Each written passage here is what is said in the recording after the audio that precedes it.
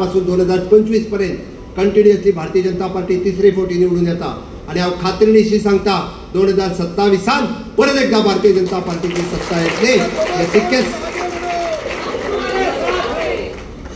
हे सगळे आमकां कित्याक शक्य जालें तर फक्त आणि फक्त कार्यकर्त्याच्या बळाचेर हे शक्य जालें।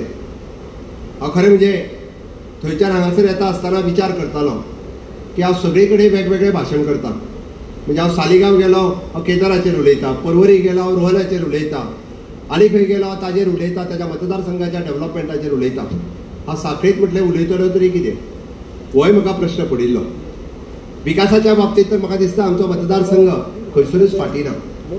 पुराय डेव्हलपमेंट फाटल्या 10 वर्साच्या कार्यकाळात हांव म्हणना, आमचे असंख्य कार्यकर्ते, पंच, सरपंच हांच्यांनी बारीक बारीक गजाली ज्यो आसा ह्या मतदारसंघात त्यो पुराय करून घेतल्या। इन्फ्रास्ट्रक्चर डेव्हलपमेंट आणि ह्युमन रिसोर्स डेव्हलप खूप बऱ्या पद्धतीत आम्ही करपाक शकले।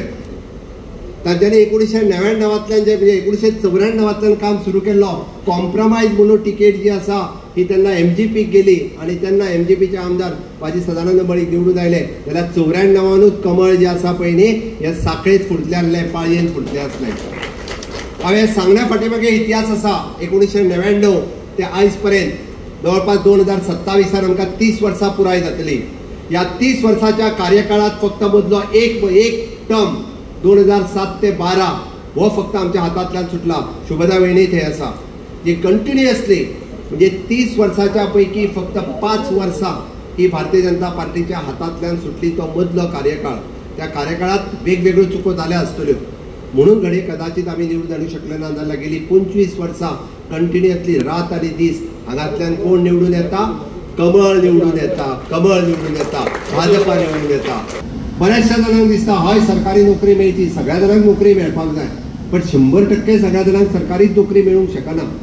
आणि कॉल लेटर जेन्ना दिले 10 फावटी कॉल लेटर दिले 2022 आम्ही अनुभवला सगळ्या जाणांनी। हांव एकट्यान म्हणना, आम्ही सगळ्या जाणांनी अनुभवला। पण नोकरी ही सगळ्या जाणांक मेळची, सगळ्यांची अपेक्षा आसता। 10 कॉल लेटर दिले, म्हाजेच काम जावना, बाकीच्यांचे जाले, ही एक भावना तकलेन उरूं शकता। पण एक गजाल लक्षात घेयात, गोवा पब्लीक सर्व्हिस कमिशनाच्या उपरांत स्टाफ सिलेक्शन कमिशन लागला। आणि जर कॉम्पिटिटिव्ह बेसिसाचेर नोकऱ्यो मेळप ही ट्रान्सपरन्सी आसा। बरेच जाण सांगत सुटल्या की दोतोरान आता स्टाफ सिलेक्शन केला म्हणून, त्या खातीर नोकऱ्यो मेळच्यो ना। पण एक गजाल लक्षात घेयात, स्टाफ सिलेक्शनाची तयारी आयच्या युवकांक तरणाट्यान करपाची गरज आसा।